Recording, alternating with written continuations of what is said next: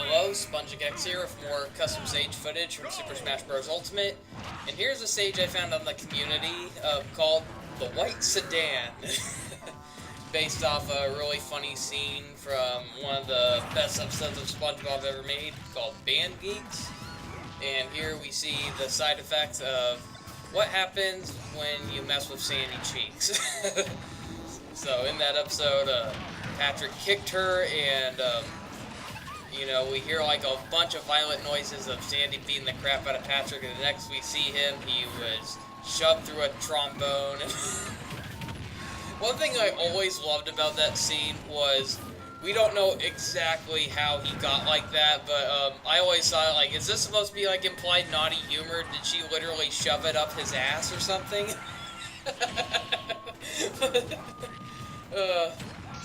You know, that's the charm of some comedy, not knowing exactly how something went down, but if it's implied. I was surprised to see the stage is actually animated. That's what helps make it even funnier. Now, if only it made like a little sound effect every time he bobbed.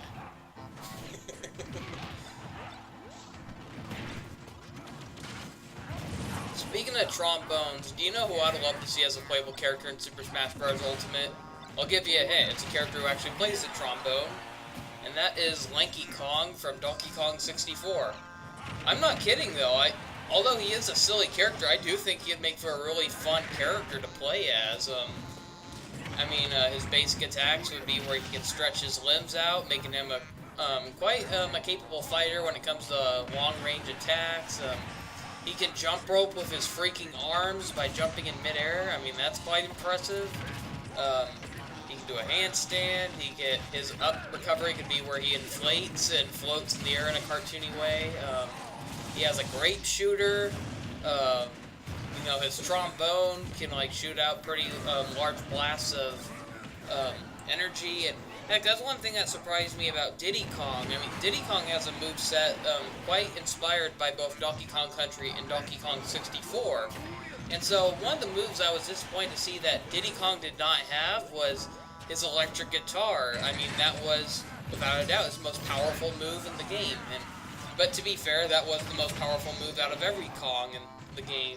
It was their instruments. But you gotta admit though, like Lanky Kong, with his trombone, he can definitely do more than just like shoot out a sound wave. I mean, I can definitely see him like just, heck, even whacking opponents with it, I guess. But,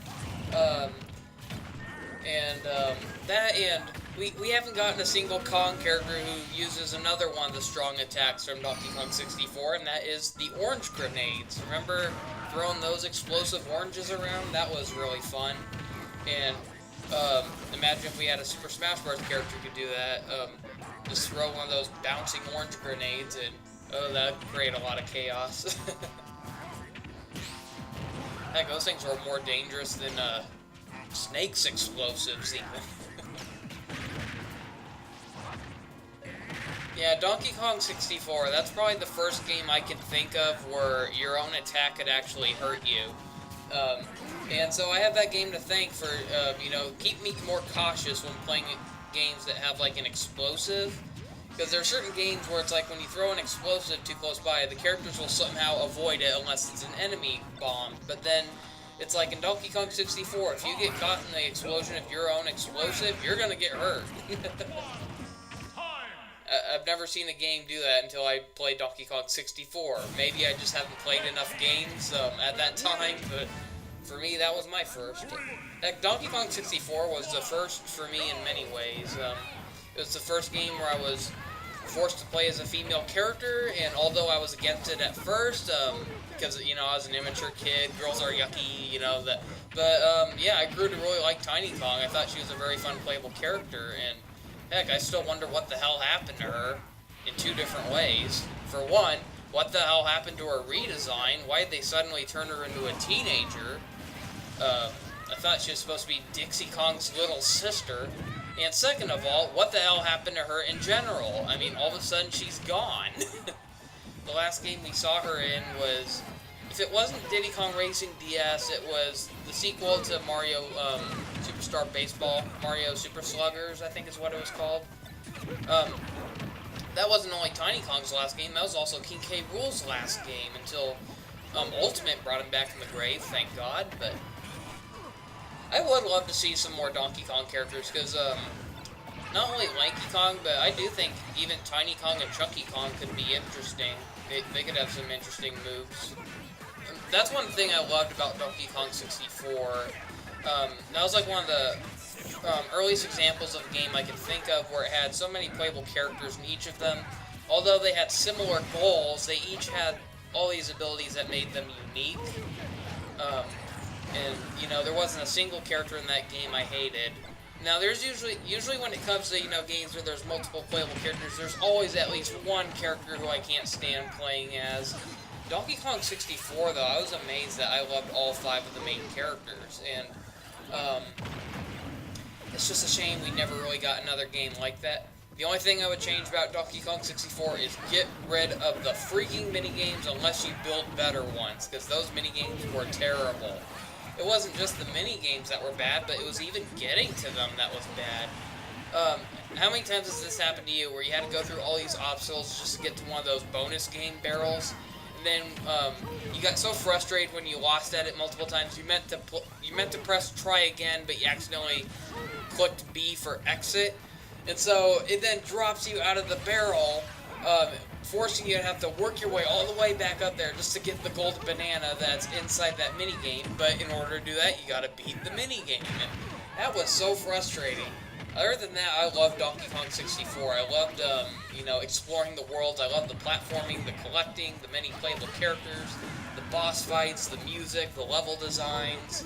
It was just such a great, it was such a great game. Very underrated. It's a shame that it gets so much hate for having too many collectibles, or, I mean, every time I hear someone complain about the game, they say, oh, it's too big. I hated how you could only collect certain things as a certain character. To me, I'm like, that's what I loved about it. It gave it so much replay value. You just don't get games like those anymore. It's amazing that game was $50. There's so many games nowadays that are $60, and they are not worth that price at all for what little content they contain. Heck, a lot of video games nowadays, we're lucky to even get playable characters. Remember when Sonic the Hedgehog, remember when that series had many playable characters? Now we're spending $60 a game just for only Sonic to be playable, less levels, less storytelling, less replay value. I long for the days of, you know, packed content. N64 games are full of that. And that's what really saddened me. N64 had so many good ideas, and ever since I've just been wanting to see games with modern day graphics that have that same amount of value that N64 content contained, but expand upon it. And unfortunately, we just don't get much of that.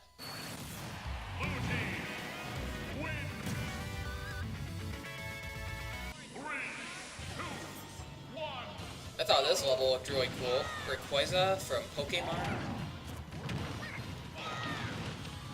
I kind of miss the days where they made the special editions, but, however, what I mean is, I like the idea of special editions, I just wish we had those from now on instead of versions. So, I guess you can't really call them special editions, but I really wish Pokemon would quit it with the version crap. You know, it made sense to do it back then when there were limitations, but nowadays there's just no point. Especially since there's already connectivity with connecting online and playing with others.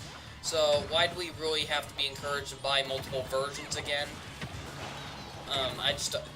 Isn't the point of Pokemon to catch them all? Since when did it become gotta buy them all?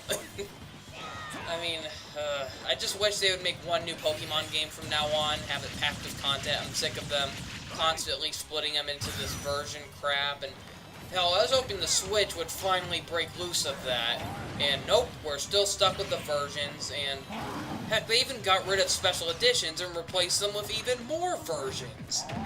I mean, I remember back then when, you know, it's like what made Pokemon Yellow so special was how it was a mixture of Pokemon Red and Blue with some exclusive content you couldn't get in those other two games.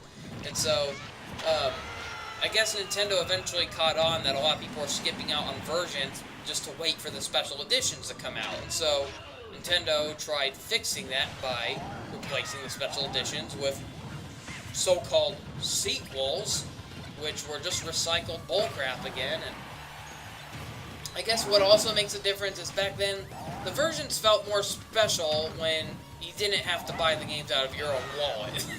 Eventually, when you're out on your own, you gotta buy your own video games. You start to notice how much of a rip-off they really are. But that's growing up for you. But yeah, I really do. You know, it's like Nintendo really insists on making versions. I wish they'd at least go back to the special editions then, instead of making these version sequels, which just feel like lazy excuses to sell the same 2 games twice again.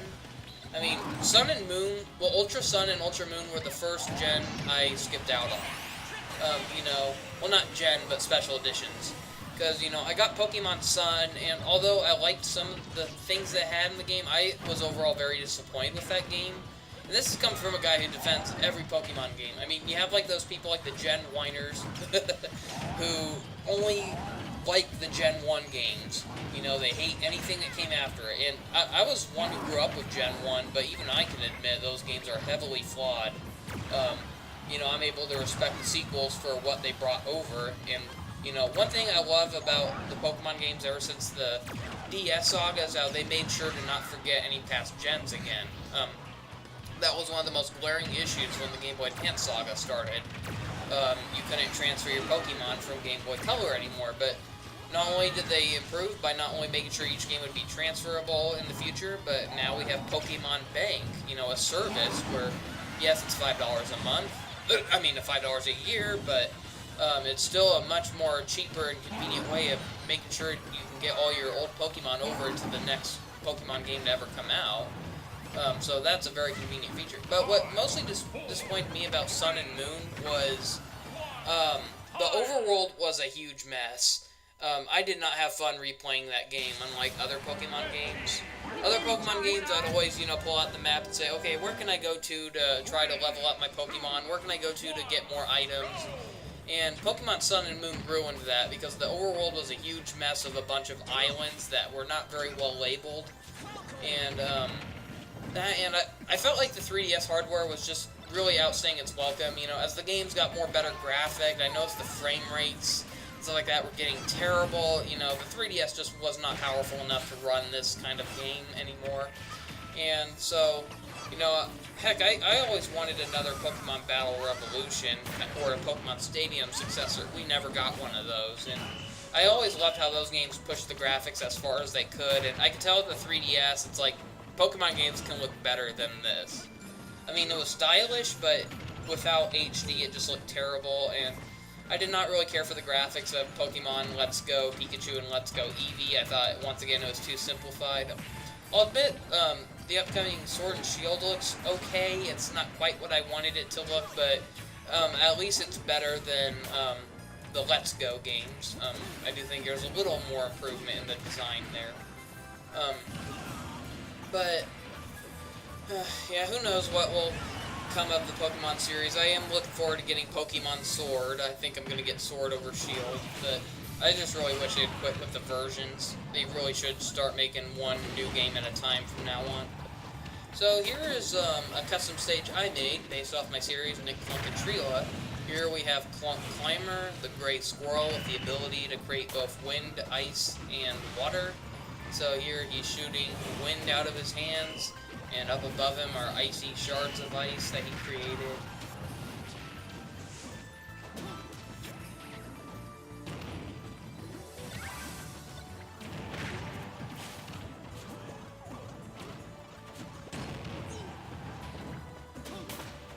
I'm surprised there aren't really any snow levels in Super Smash Bros.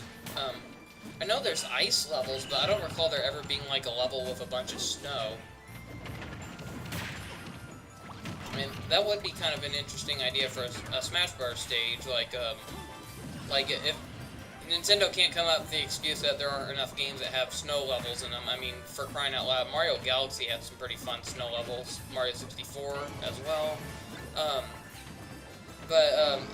like a level with a bunch of snowy hills, you know, like destructible snow physics or something. That'd be kind of funny. Like if you were to kick a snowball and have it go down the hill, see it get bigger and bigger till it bowls over enemies. I mean, there's a lot of fun ideas Nintendo could do if they made some kind of snow level, but unfortunately, the closest we ever got were little ice segments or ice levels, but I don't recall ever there being really a snow level. Unless it was like a little minor decoration. I mean, yes, there's the Yoshi's Island stage where it transitions into a winter setting, but it doesn't really feel like a snow level. It just feels like snowflakes are falling for a little bit in the background. That's it. You don't see it. You know, you don't see like the Terran being piles and mountains of snow.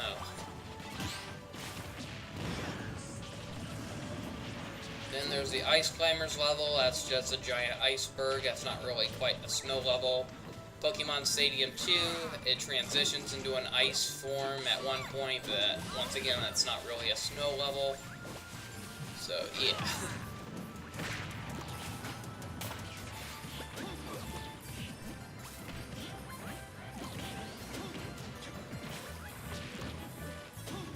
Now, one thing that's interesting about Clunk is how, in my series, he's the only character who has multiple powers, and the reason why is because I just noticed how in a lot of like superhero shows and stuff like that, or fantasy elements, there's always like the thing where the characters have ice powers, but it's like, okay, how come they can create ice but they can't create water or like cold air or anything like that? I mean, isn't that stuff needed in order to make ice? Because ice isn't just made on its own, it's a compound made of different materials, you know, like different elements, different compounds. And so, you know, that's one thing I wanted to do with Clunk. I wanted to, you know, I originally wanted him to have ice powers, but then I realized, man, it would be cool if he could do this and this as well, you know, make ice, make wind, make water. So I thought, why not just combine the three? Say he has all three of those powers. So here's a pretty funny stage called Rosalina's Dress. So this is based off like you know, the joke of well, not really joke, but when Rosalina was first announced, a lot of people were really confused when Sakurai had a flat-out mention that if you look up her dress, you'll see the cosmos, and people were just like, it was like right away. People knew this was just an excuse to censor her, because, you know, Nintendo wanted to censor Super Smash Bros. For Wii U and 3DS like heck, where in the previous games, it's like if you were to look up a character's skirt, you know, you'd actually see their legs and stuff like that, and Nintendo decided to censor it with, like, dark voids for some reason, because, apparently violence is fine, but showing human anatomy is too much. But, so with Rosalina, when they announced that if you looked up her skirt, you'd see the cosmos, not only was it obvious censorship, but it just made no sense. And honestly, they created a more disturbing concept. So, all it left me thinking was, so wait a minute, does that mean the entire outer space is basically Rosalina's crotch or something? What the hell, Nintendo? That's messed up.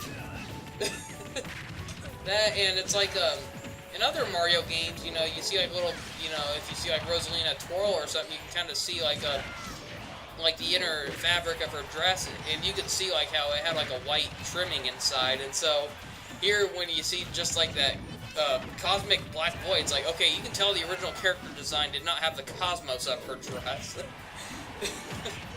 Oh, Nintendo, they make some of the weirdest cover stories that just do not add up. I mean,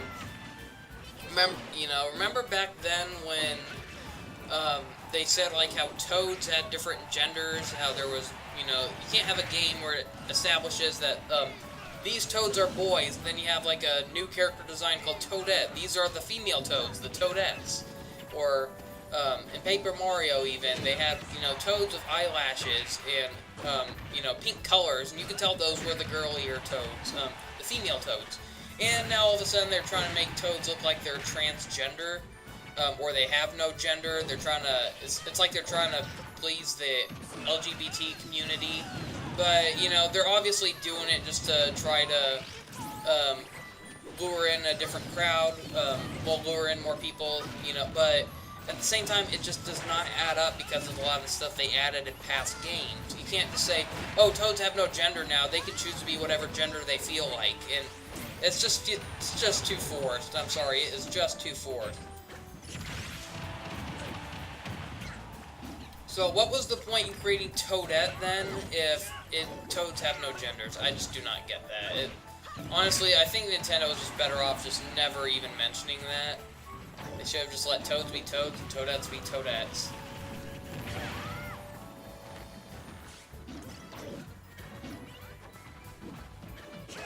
Although I can't really complain about this, another example would be like the Koopalings. Originally, they were announced to be, you know, Bowser's kids, and eventually Bowser Jr. became a thing. The Koopalings were forgotten about until all of a sudden, like, Nintendo just decided they missed them and wanted to bring them back, and now they're just known as Bowser's minions, basically. The Koopalings have no relationship to Bowser. They're just a bunch of troublemaking kids who happen to be Bowser's cohorts.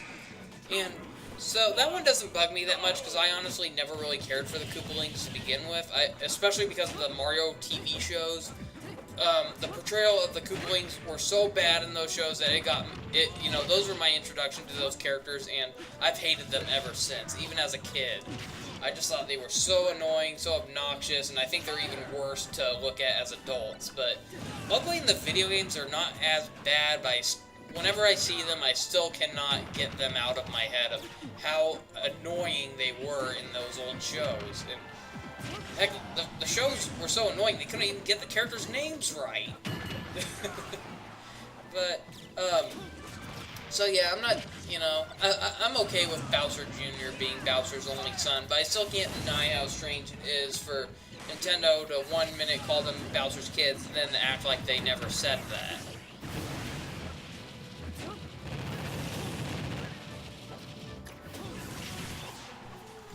Mario games are full of that, like, broken continuity, unfortunately. I mean, the older games, like, if you look at the manuals, even the Japanese translations, they have some very disturbing effects in them. I still am horrified by the fact that, originally the brick blocks that Mario would smash were actually toads that were cursed in the blocks.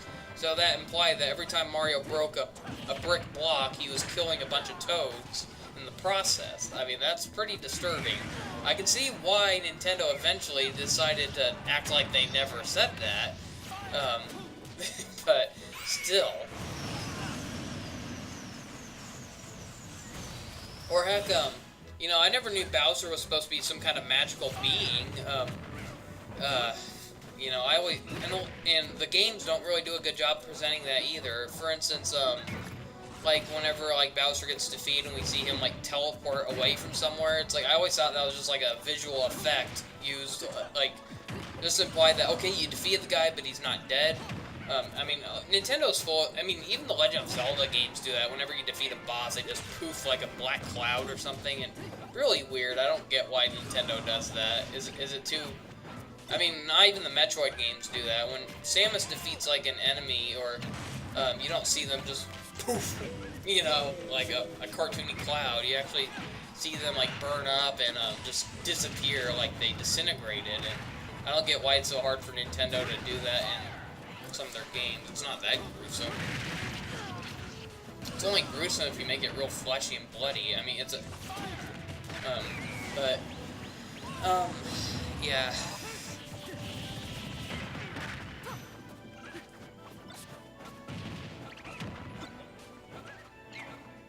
I thought this stage was really cool. GameCube logo. GameCube, that was one of my favorite consoles. It's like, darn, I wish we could get... I wish I could say I wish the GameCube controller was still a thing, aside from, you know, just having compatibility of Smash Bros. But then again, it's like, I'd rather see an improvement on the GameCube controller. Because the GameCube controller is definitely one of the most comfiest controllers I've ever played, although it looks strange. But what, you know, holds it back from being a better controller is two things. One is it needs three things, actually, sorry. So it needs extra shoulder buttons is one of the main priorities. So that's one thing that the GameCube lacks. It only has an L and an R button and a tiny little Z button. Now, replace the Z button and add in, you know, 2 extra shoulder buttons for like L2 and R2. That would be great. Second thing they need to do is replace the little joystick with a bigger one. That would be nice. And 3, they need to add little analog buttons to the control sticks as well. And this one isn't necessary, but a 4th one that would be great for optional purposes would be increase the size of the D-pad, because the thing on that thing was so tiny and stiff, it really hurt to use it. Luckily, not too many GameCube games relied on using the D-pad, but man, that would have been so uncomfortable if many games required you to use that. But other than that, I really want to see Nintendo somehow revive the GameCube controller with new modern-day features, because they just don't make controllers like they used to. GameCube had really comfortable buttons, you know, the size and shape of them, the way they felt when you pressed them. You know, I've had a lot of controllers over the years that jam up over the years. They feel very uncomfortable to press because they just feel so hard and tiny and kind of flat. I like how the GameCube ones, they felt more rounded and soft, and they kind of, you know, the way they were positioned, the way they were shaped, the sensitivity of them when you press them. I mean, I don't recall a GameCube controller ever jamming up on me. I mean, I still play my, I still use my old GameCube controllers that I had way back in 2002 when replaying some games on the Wii, playing GameCube games on the Wii, and my controllers still work very fine. The only bad GameCube controllers I've ever used were ones that were like third-party. I've seen like third-party GameCube controllers jam up, because I remember I once had like a SpongeBob controller, and it's like as soon as I opened it on Christmas morning, the A button was jammed after a few uses, and so that controller became worthless. I couldn't use it anymore. But so it's amazing to know, you know, and then you look back at like the old N64 controllers I had, those things age terribly. Like the control sticks are loose and they don't have any sensitivity anymore, so it's like you can try pushing it as hard as you can, the characters just won't be able to keep up with it anymore, like when playing games like Mario Party, or so it's like those controllers are practically busted. The controllers feel really, well, the buttons feel really sticky too, so you can't really press them anymore. And same thing happened with my 3DS, oddly enough. The shoulder buttons, and the buttons and the control stick, they've gotten pretty sticky, and I don't know why. You know, it's like they don't, the inside, they're not made like they used to be or something, because, you know, I take good care of my consoles. You know, I make sure to wash my hands after eating before using them, so I don't get any food or particles in them or on them, and, you know, I usually, like, wipe the screens off every once in a while, so I don't know why the 3DS, every model of the 3DS, in fact, you know, I've had a 3DS, I've had a 3DS XL, I've had a new 3DS XL, and all of them have had the same issues, where they did not last very long. So I barely ever play my 3DS anymore, and it's mostly because every time I do, I have to press the button so many times just to loosen them up, and chances are they might jam up when I'm playing still, and I am not buying another 3DS, so I've already, you know, bought so many remodels of it. That's one thing I kind of like about the Switch, though. Although the Joy-Cons aren't perfect, heck, I have one that kind of has, like, sensitivity issues on the joystick already for the left joystick, but that's what I like about the Switch. At least when the Joy-Con breaks down, it's not part of the console, so you can just buy a new Joy-Con. The only problem is the damn Joy-Cons are so expensive, but luckily, you know, there's still many alternatives to the Joy-Con. A lot of games don't have to use Joy-Cons, and I mostly play in TV mode anyway, so if I'm not going to use a Joy-Con, I'll just use either the Pro controller or a USB controller. USB controller is definitely the cheapest option but the problem is that they don't have like Rumble Pack, they don't have motion sensing, tilt controls or anything like that, so I'd only recommend that for simple games, but for games that require motion control, you're definitely going to have to get either a Joy-Con or a Pro controller. But other than that, that's what I like about the Switch. I don't have to worry about replacing the entire console just because a button is jammed, or I can just get a new controller instead. I don't have to worry about sending in my console I don't have to worry about trading in my old console for a new one.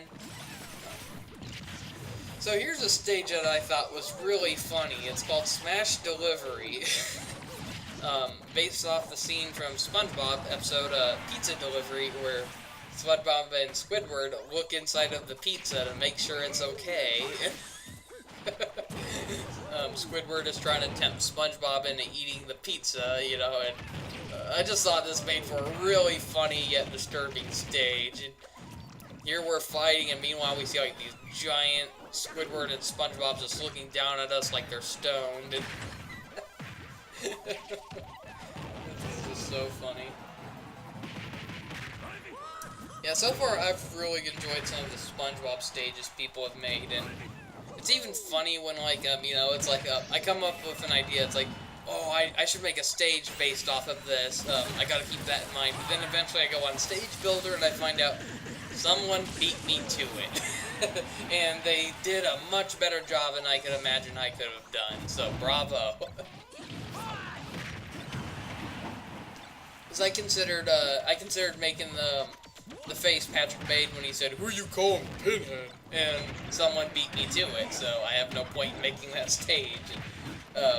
I was gonna make the guy who shouted, "Chocolate!" but someone beat me to it, so no point in making that stage.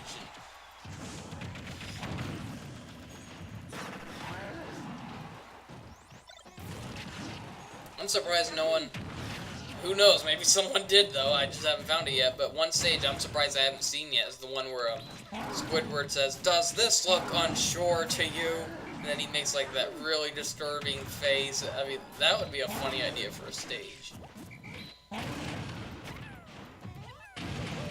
Let's see, like, what other SpongeBob memes have been made into a stage? Well, there's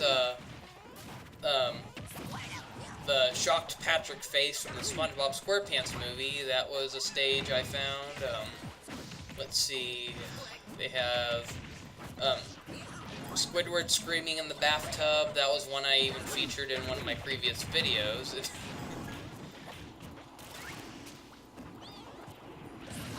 Big booty Mr. Krabs was... I can't remember what episode it was. I believe it was an episode where SpongeBob, he gave up on getting his boating license and he decided to, like, create his own vehicle using bubble soap. And I remember there was, like, a scene from that episode where Mr. Krabs was washing his car and he was wearing, like, tight jeans, so you see, like, him shaking his booty. I remember a lot of people were making funny memes about that image, and so I know someone made a stage of that, and some people have been really creative with SpongeBob stages. It's Splatoon all over again. There's just something about SpongeBob where just seeing pictures from the show, like, in some form, just can always put, like, a laugh out of some. I've even seen people who say they hate the show and they love the memes, though.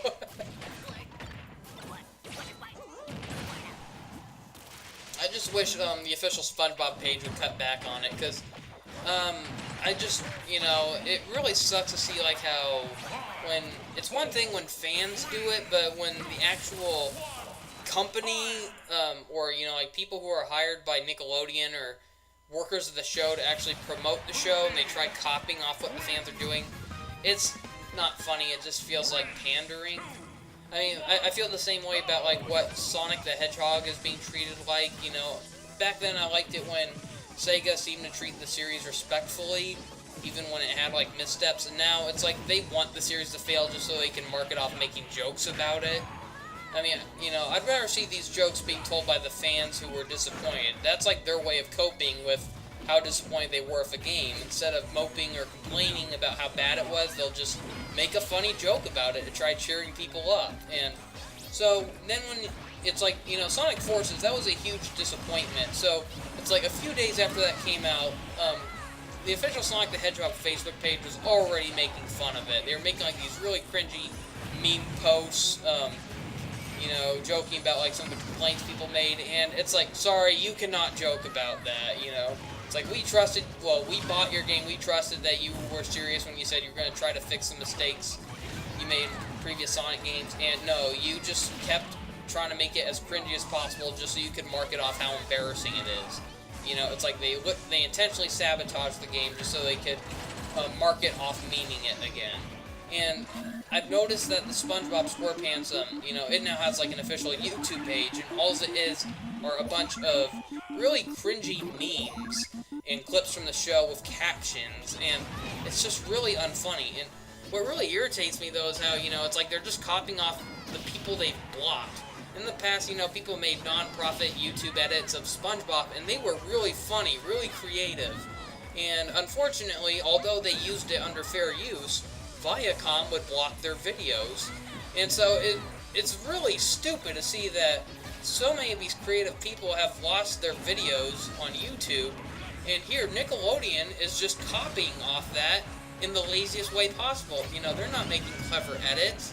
They're just posting random clips from the show and adding really cringy meme dialogue and captions here and there, and it just ruins the charm of the clips. You know, the clips were funny on their own.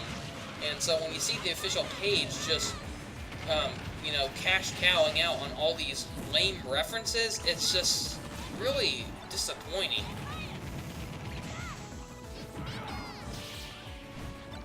And I'm pretty sure that's not what a lot of people wanted an official SpongeBob YouTube page to be about, you know.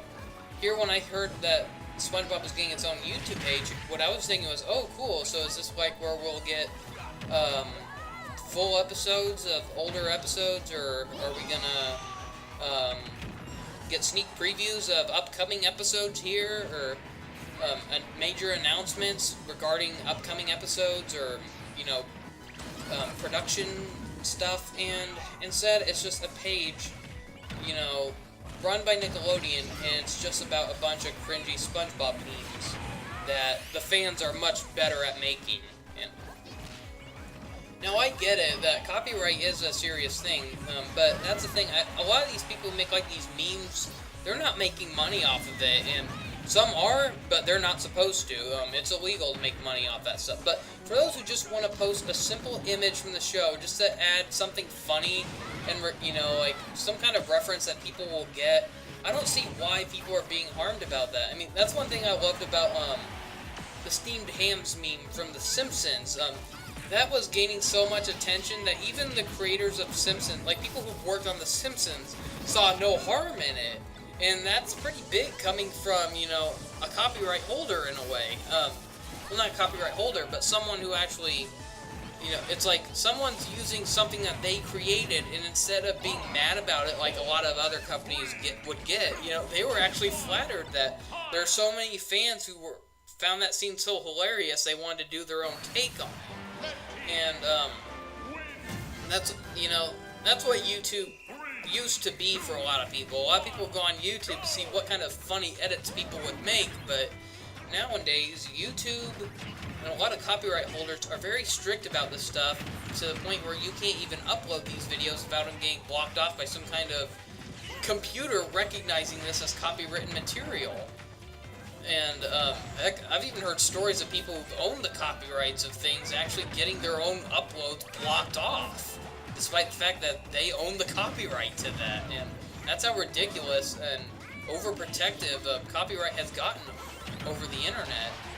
And, you know, it really saddens me. I remember YouTube used to be a really fun place, and I used to make YouTube edits. You know, I used to share clips from shows I really liked and make little edits to try to, you know, it was just to share my love for the show, and sometimes even try to encourage more people to watch it as well. You know, I never had any intentions of stealing the audience away from the show it's based on. It was, you know, I agree, you should not be able to upload full episodes of shows or movies or anything like that. That is illegal, and I agree. But if you're just uploading small little edits with funny little changes that, you know, like one thing I always loved about YouTube edits was if it's something you've seen before and you know very well how the episode goes, and so when you watch an edit and you see something that was not supposed to happen in the original, but it catches you off guard and causes you to laugh, that's the charm of YouTube edits, and that's why I loved making them. I loved subverting people's expectations. People expecting a character to say one thing, then have them say something completely different. I mean, that was always a fun thing to do with YouTube edits. Here's another SpongeBob level, the Magic Conch Shell, and I was surprised to see this one is animated.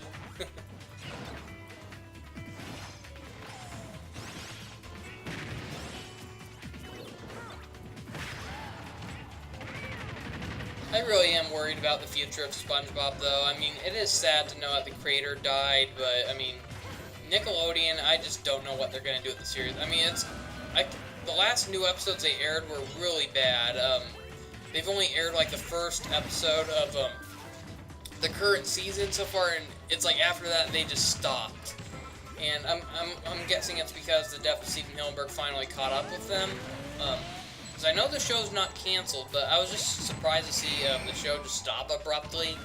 I was thinking there would have been more episodes, but I don't know what the hiatus is for now, but my only guess is yes, it did have to do with the death of Hillenburg. But other than that, though, I mean, I thought like season 10 was off to a good start. I mean, I like the direction the series was at, but then after that, some of the more very recent episodes, the animation went from getting better to worse.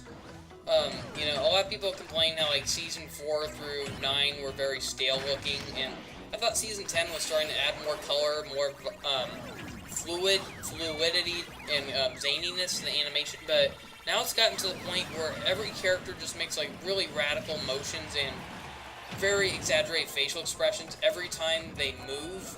You know, it's like they were trying to market off like all those funny memes people would post from SpongeBob clips where a character would make a funny face, and it encouraged the animators to say, okay, every scene needs to have like a meme-worthy face. But it just gets very distracting now when, you know, instead of focusing on better writing or stories, it's just relying on the characters making stupid faces. And I mean, I'll admit some of them can be very funny, but it gets very old to see them doing it non-stop. It gets very, very distracting, and and the show is relying way too much on gross-out humor now. But I'll admit, I think the last season they showed was I can't remember. Was it season 11 or I can't tell if they're on season 12 now or not. I'm gonna have to look that up. But I remember the last season, though, that was a very mixed bag, but not all the episodes were bad, though, but, I thought a lot of them were felt like it was going downhill again, but, let me think of, I know this one got, like, a bit of, mixed reactions, like, some people thought it was very disappointing, or, they thought it was very misleading, but, I thought, like, the finale to the last season was actually pretty funny. It was marketed as a Christmas special, but it really wasn't. It's just like at the last act it decided to have like some kind of Christmas theme. It was mostly just an outer space episode that just so happened to have Santa Claus towards the end, and so Nickelodeon used that to their advantage to market it as a Christmas in space kind of special, but mostly it was just a silly episode of like it was a special, but it was mostly just about SpongeBob, Sandy, and Squidward going on a trip into space, like, because Sandy was, like, some kind of scoutmaster all of a sudden, and Pearl and some new character named Squidina were, like, you know, some of her campers, and SpongeBob was also a camper, so, you know, they went on a little trip into space using one of her rockets, and meanwhile, Squidward was supposed to make, like, a Krabby Patty delivery to Sandy's house, and so he accidentally gets caught up in the rocket as it takes off, and so it was a fun episode, though. It may not have been the Christmas special they were advertising, but I still thought it was a really funny episode, and I think one of the funniest parts of that episode is when Squidward, like, he gets lost in space, and he pokes his head through, like, all these different holes that lead to, like, these different dimensions. One of them led to the Nickelodeon studio, and he comes face to face with his voice actor, Roger Bumpus, and they both freak out at seeing each other. I thought that was really funny and very unexpected. Speaking of Squidward, here's a stage based off of Future from the episode SB129. I was surprised to see this one actually moves.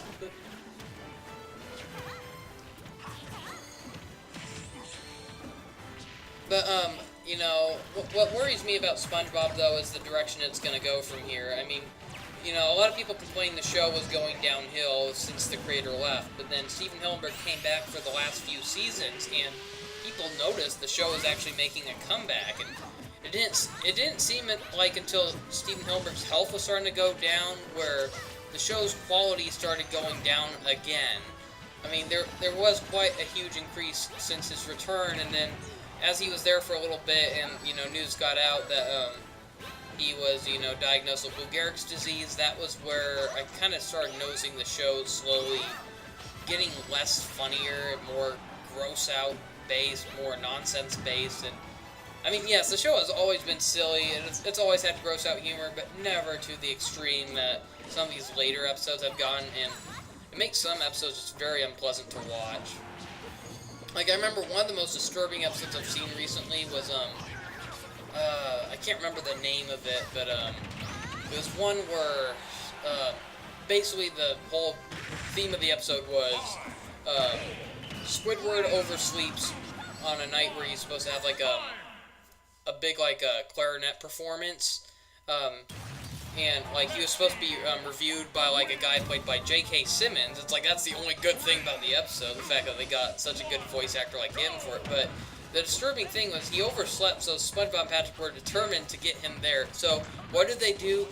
They climb inside of his mouth and start controlling his body from the inside. So think of it like Weekend at Bernie's, except the guys actually climb into the body of an unconscious being and start warping around with their body parts, squishing their organs around, and making them move around like a puppet. It was a really disturbing episode. I was just like, what the hell were they thinking? So, here's a funny but strange stage. It's based off of 2B from Nier Automata.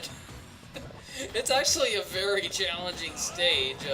She just keeps kicking her leg up and down, and you gotta do your best to stay on board.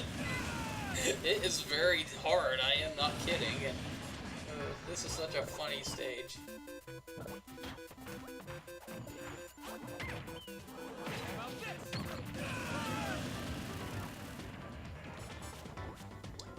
I still need to play that game. I've only played the demo on the PlayStation 4, and I thought it was interesting. I mean, it reminded me a lot of the gameplay of, like, Bayonetta.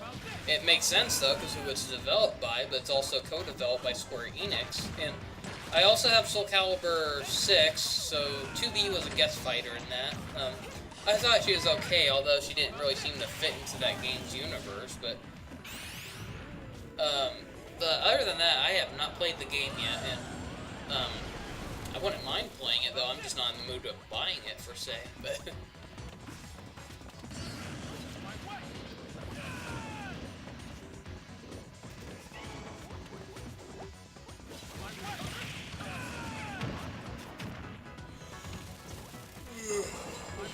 sorry about that.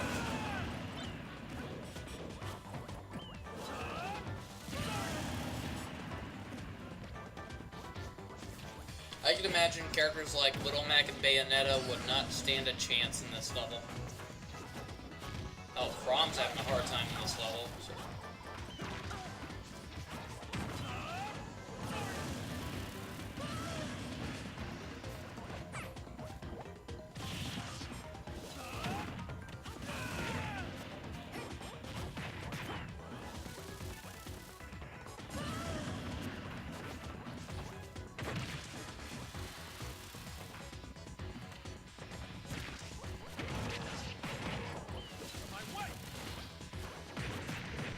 Yeah, Jigglypuff shouldn't even be allowed on this stage. It's not fair.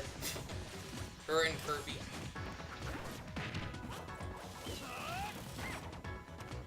Surprisingly, Piranha Plant has a better chance of surviving, but it's still, you gotta time it right still.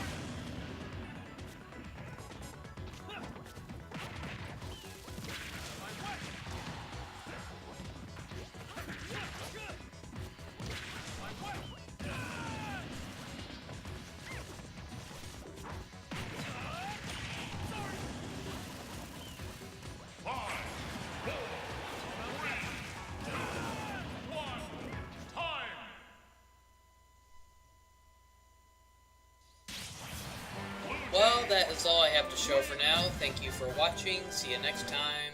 Goodbye.